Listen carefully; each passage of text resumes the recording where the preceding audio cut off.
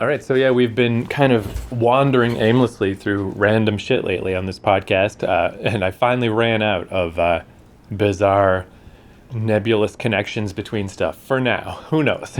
Who knows what'll pop into my brain?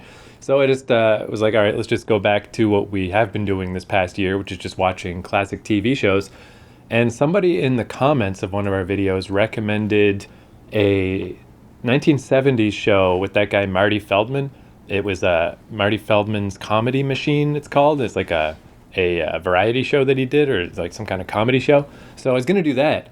But as I was researching it, I found a previous show he was on in the 60s that seems it seems more important to do this one first. And then we'll get to the other Marty Feldman show later, because this one is just really interesting. So, and is he the star of it? He is a star in it. This is actually, he was mainly a writer until this point, and this was the first show he was in. But I guess we should say, so the first time I ever heard of Marty Feldman was because I stayed at an Airbnb in British Columbia, and I was telling you about it, and I was saying how the guy who ran it, it was a little surprising, he opened the door, and, he opened the door to let me in. It's just a little two-floor little apartment, and he was just renting out the rooms, me and there was this other guy who had the other room upstairs. And the dude, he was younger than me, and he had like his eyes kind of protruded and sort of pointed. Buggy eyes. Yeah, and didn't point in the same direction. And yeah, that's what you said to me. You're like, oh, like Marty Feldman, and I had never heard of him until then, and still really haven't. That's all I know about him. See, I didn't know that he was in TV shows. Now maybe when I watch these, I might say, oh yeah, I knew about that, but I don't remember that. I first found out about him in Mel Brooks movies. Yeah, he was Igor, right, in Young Frankenstein? Yeah, and there were some other Mel Brooks stuff that he was in. And then he went on and he was in other movies after that. And I know he was on TV in some, you'd have specials, like just a movie of the night or whatever that was made for TV. He was in some of those, but that was after. I always thought it was Mel Brooks that kind of brought him to the forefront. I mean, I think that is generally true. Like, it doesn't seem like his TV shows are extremely well known. I never heard of Marty Feldman's Comedy Machine, and this show we're going to do, it's called At Last, the 1948 Show. Does that ring any bells? No. But see, then too, there were a lot of American shows out that we didn't get on TV. You mean British shows? Oh, British, American, whatever. There was a whole lot of channels that we didn't get because we were very limited. We had CBC and we had CTV later. CBC was the only one for years. So, and as a kid, if those shows were on, they were probably on quite late at night, right, because they would be for adult viewing. So. Yeah, well, this definitely, neither of these shows I think were particularly well known. Yeah, so I think you're right. Movies is why he's known. But this show, so it was, as I was going through his little history, he was mainly a writer, and he did comment at one point that, just to touch on the eye thing, that he said he thinks it kind of helped him.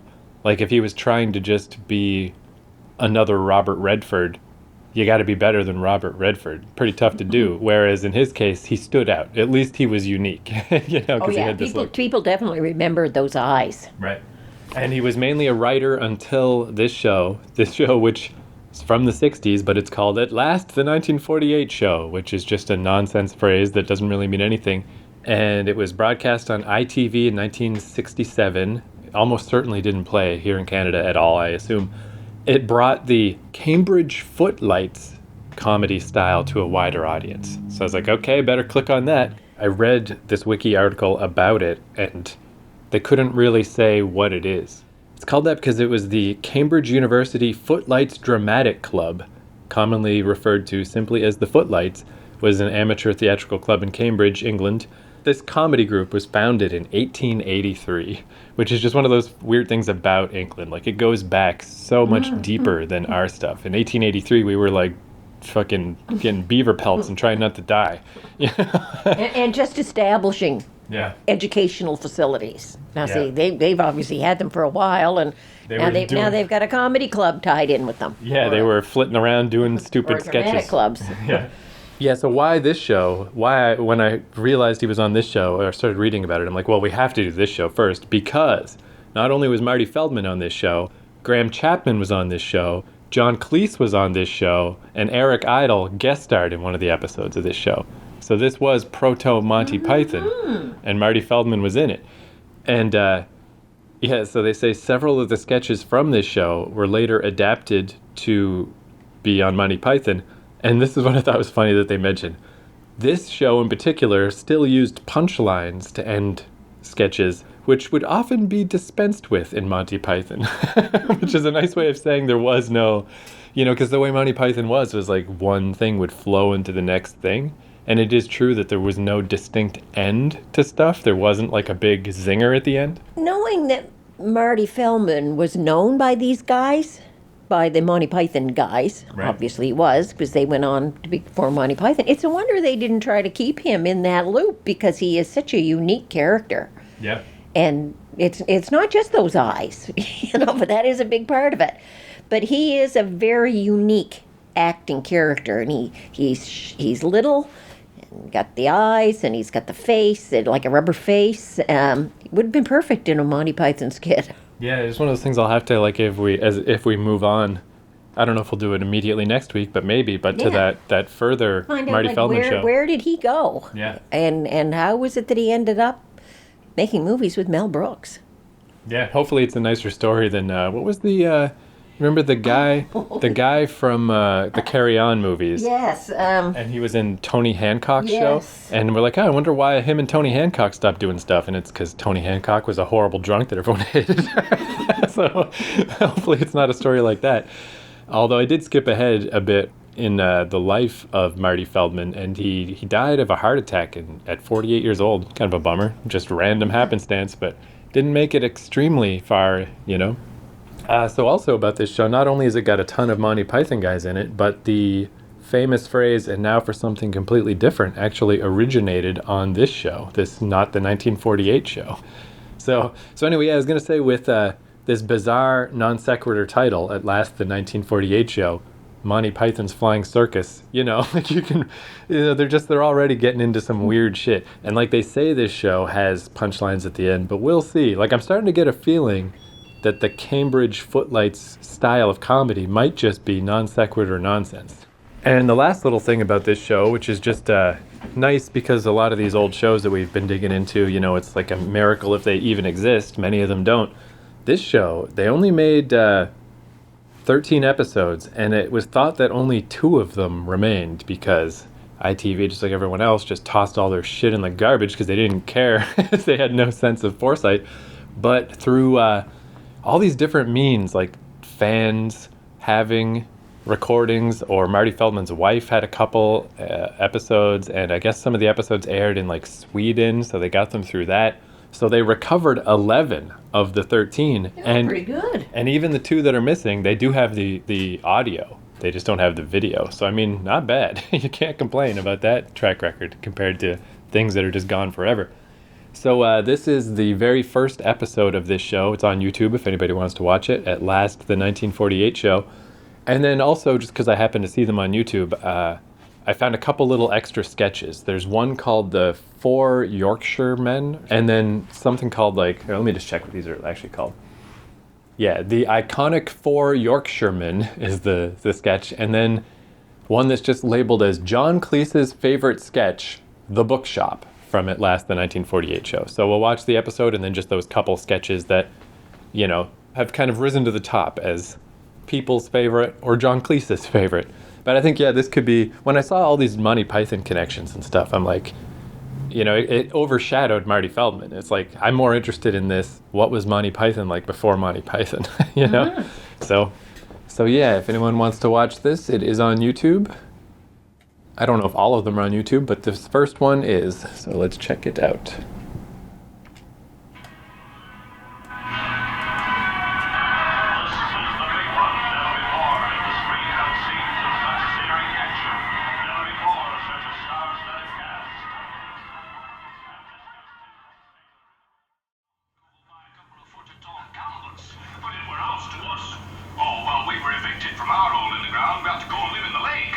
Hey, you were lucky to have a lake. There are over 150 of us living in a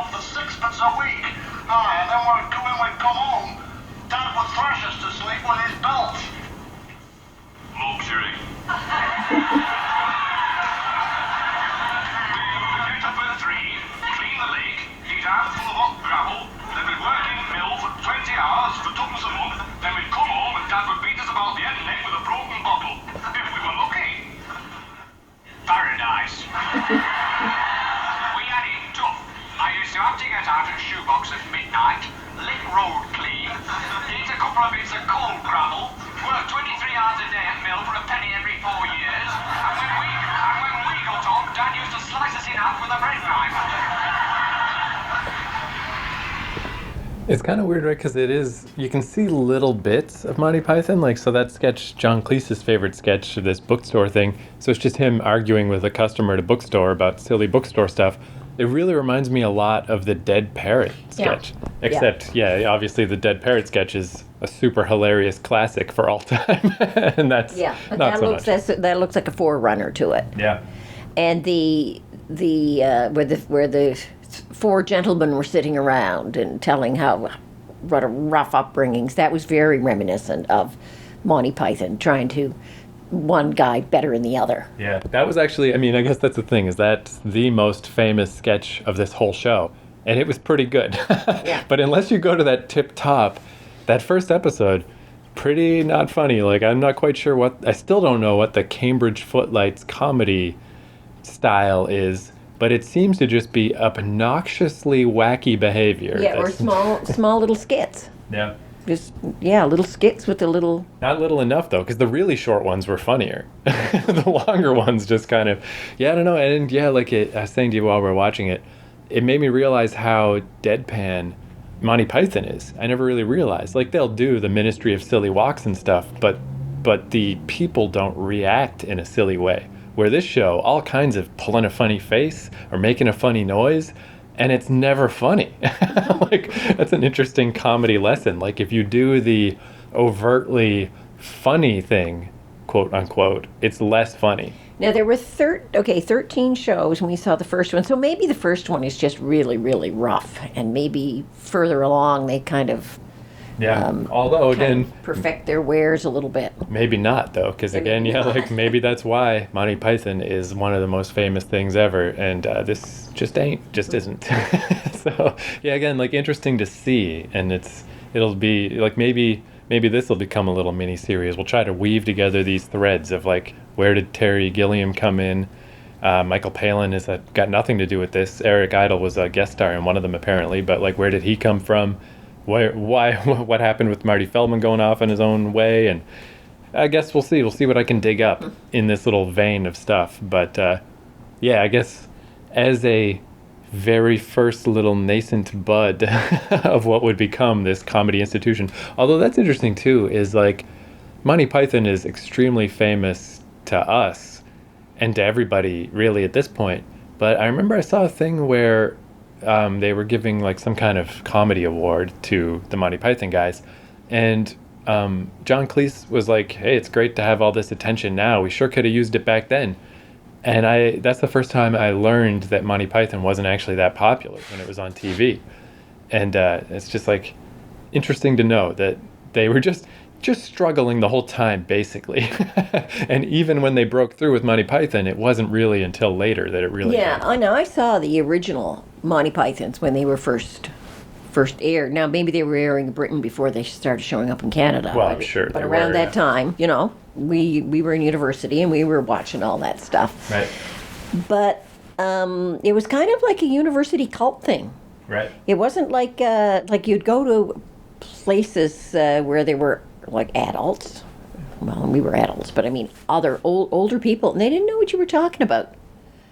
And it was kind of, I remember my brother Pat, he lived on Campobello at the time, and he would have been about 19 or so, and he was really, really into Monty Python. He was watching the original ones.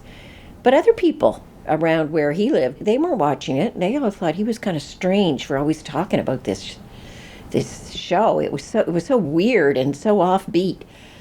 And then later, of course, they kept showing them long after these guys had retired from doing the shows, and they became a real big deal. Right. But originally, that's true. There would have been people who watched them were kind of like they were a little off, and people were, they were different.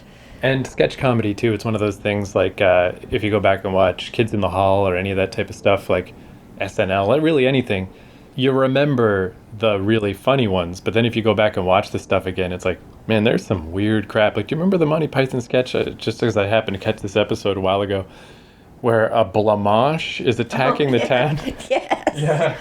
It's just like, what the fuck is going on? Like, there's a lot of really weird shit. Like, there's the dead parrot sketch, say, easy to explain, very funny on the surface. And then there's the blancmange thing that's just like, what? And they were always dressing up like women and going out to battlefields and smashing things and, making jokes about, all very sexual jokes about everything, homosexuality, everything. It was very, for its time, it was very offbeat.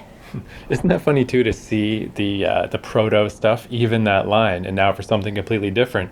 In this show, the lady says, and now for something completely different, and then she explains what's going to happen. Where in Monty Python, they never did that. They'd just be in the middle of a field, and they'd cut to John Cleese at a desk, and he'd just say, and now for something completely different. They'd just move on, But yeah, it reminds me a lot, actually, of, from my generation, there was a sketch show called Mr. Show with Bob and David. Yeah, I saw that, yeah. Yeah, again, is like not well known at the time, very niche, weird sketch show, and very similar in structure to Monty Python. Like every sketch would flow into the next and not really have definitive ends.